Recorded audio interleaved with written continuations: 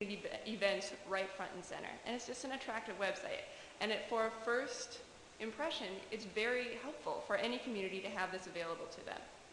So knowing this, knowing what we expect and how we can use these challenges and move forward, we're going to look at some solutions, and Josh is here to talk about that.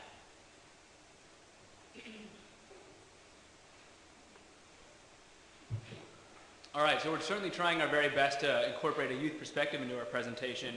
But when it comes to creating the culture of use or keeping young people in your community, I want to start by saying that if you happen to know the answer, please write it down, write a book on it, because you're officially retired now. It's certainly the million-dollar question of our times. But to begin, when it comes to keeping young people in our communities or even attracting new young people, there really is no silver bullet. And as much as one would like to say that by going online, creating a Twitter account, creating a Facebook group will certainly be enough to reverse every trend that says, frankly, our small rural towns are struggling, well, it's just not going to work. And just because there is no silver bullet, all right, I'm getting ahead of myself, but just because there is no silver bullet, that certainly doesn't mean that we should give up, and it certainly doesn't mean that we shouldn't even try. While the problems certainly appear daunting, we have it entirely within our power to guide our communities in the right direction.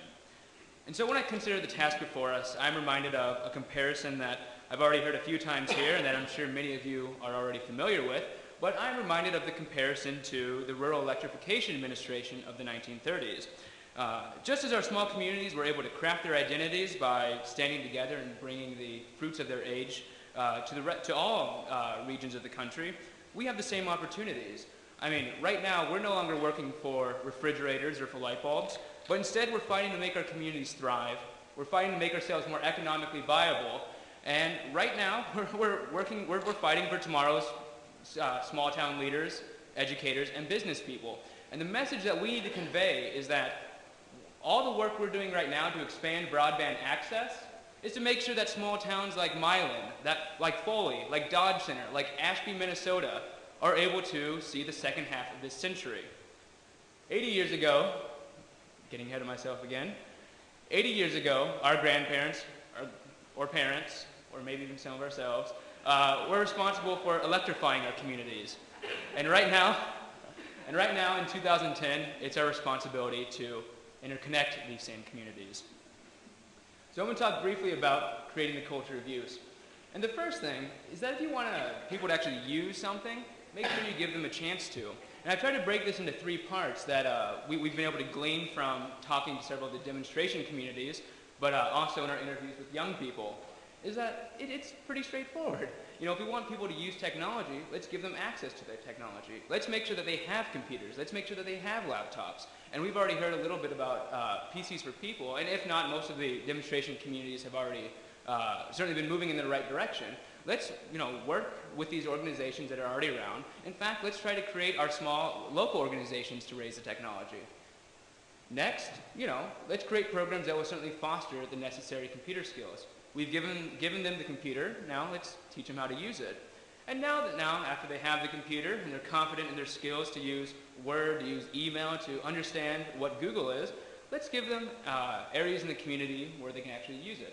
Let's create more Wi-Fi hotspots. Let's put them in businesses, in the local library, in the schools, in parks. Let's make, and because everything is so focused on the iPad, on smartphones where you can access internet anywhere and everywhere, well, let's make sure that it doesn't matter if you're in a small town or in the Twin Cities. If you pull out your BlackBerry or the equivalent, I'm using an old cell phone. I've never owned a smartphone in my life yet.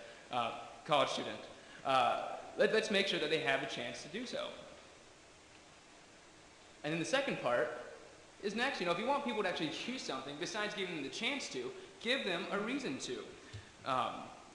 Because we believe that the first step for older generations is to give them an investment into this culture of use. My generation is already invested. Our children will already be invested, but that's because they will have grown up around it.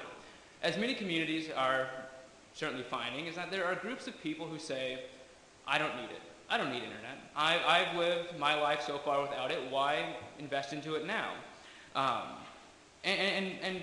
And frankly, that's a legitimate problem. But it's up to us to change that and say that, no, this is the direction the world is moving, and if we want to survive and if we want to move forward as a region of the state or of the country, well then we certainly need to jump on board.